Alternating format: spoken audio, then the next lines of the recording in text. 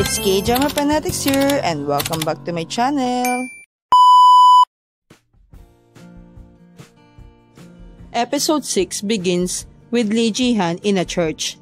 He is inside the confession box, where he is confessing about his sins, which is putting his mind and heart into something he should not have. He is talking about falling for Na Ah-jung, who is about to get married to his brother Lee Do-han. However, the father of the church tells him that it is not a sin.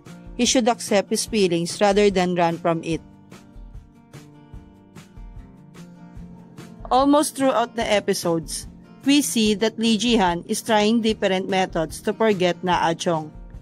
He prays a lot, joins different language learning classes, searches for advice to forget someone on the internet, starts running, and more. However, nothing seems to work for him as he cannot get rid of Na Ah-jung's thought from his mind.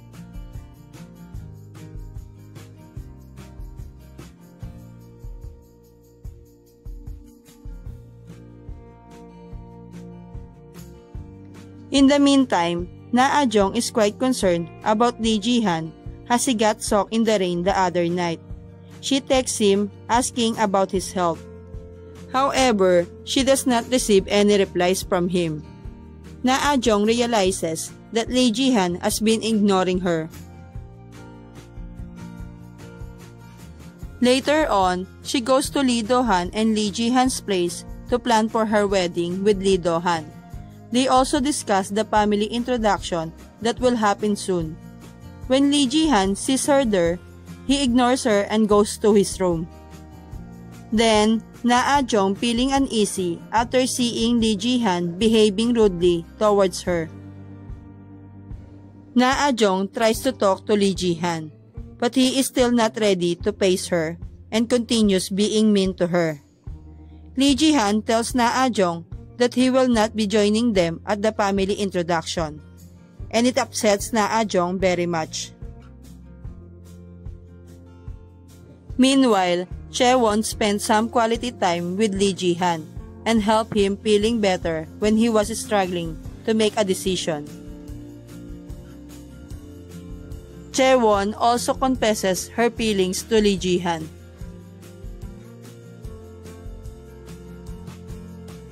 On the day of the family introduction arrives, Na Ah-jung along with all her family members comes to Lee Do-han's grandfather's place.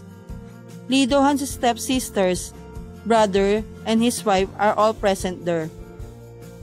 Na Ah-jung is surprised when he sees Lee Ji-han is also there.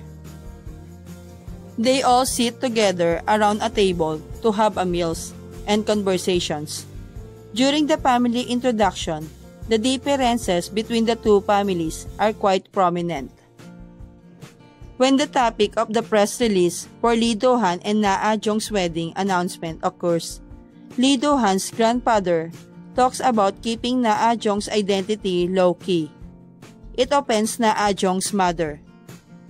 At that moment, Lee Ji-han speaks up for Na Ah-jung in front of everyone, making her feel a lot better. After the introduction is over, Na Ah-jung's family members leave, but Na Ah-jung stays behind. At the end of the episode 6, Na Ah-jung asks Lee Ji-han to meet her. It looks like Lee Ji-han has finally stopped ignoring Na Ah-jung. After their meeting, Na Ah-jung asks Lee Ji-han why he changed his mind about coming to the family introduction. In response, he says he has decided to acknowledge Na Ah-jung and his brother Lee Do-han as a couple. And the episode ends with Lee Ji-han leaving Na Ah-jung watching him leave.